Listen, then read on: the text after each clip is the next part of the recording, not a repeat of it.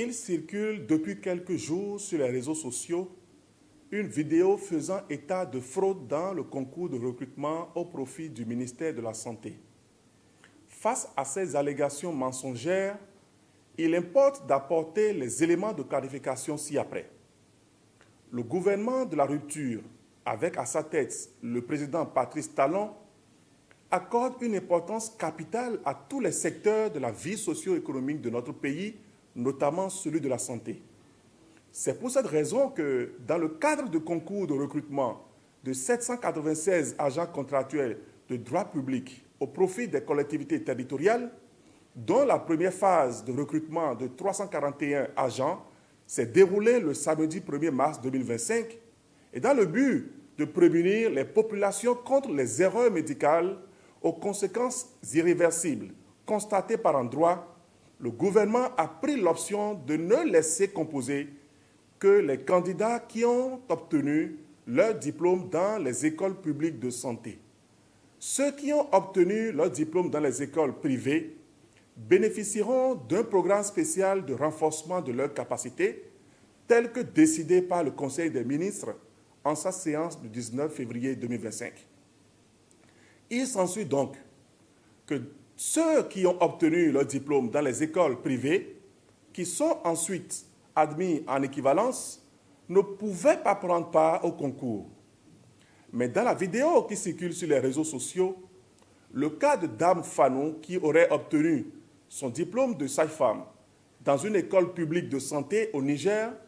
ne devrait pas susciter autant de polémiques au point de soupçonner une fraude comme le blogueur Achille Da Silveira tente de l'insinuer.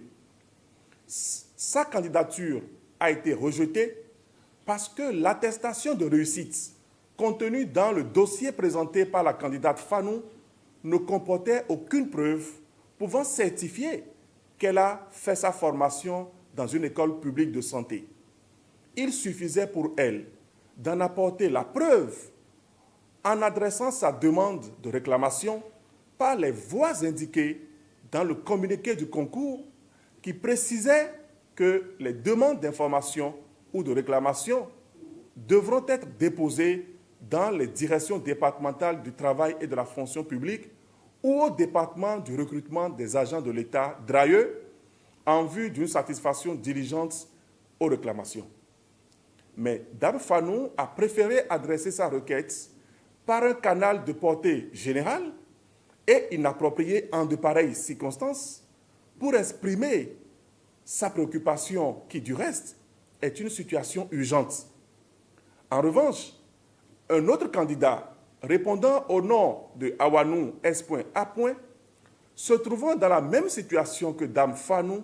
a suivi les orientations données dans le communiqué en saisissant directement le DRAE le 27 février 2025 et a vu évidemment sa requête acceptée le lendemain et a pu composer dans le centre du CEG1 d'Abomey.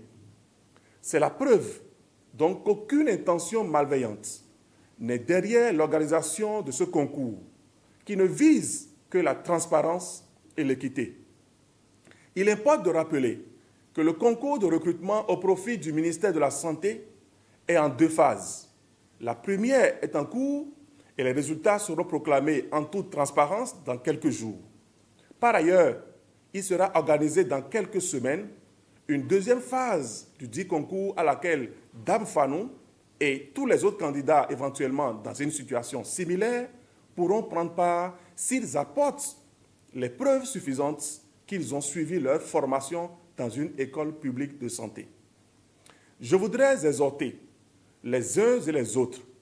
à savoir raison garder et à faire confiance au gouvernement qui veille au grain pour que les acquis de transparence et d'équité dans l'organisation des concours soient sauvegardés pour le bonheur de tous les citoyens béninois. Je vous remercie.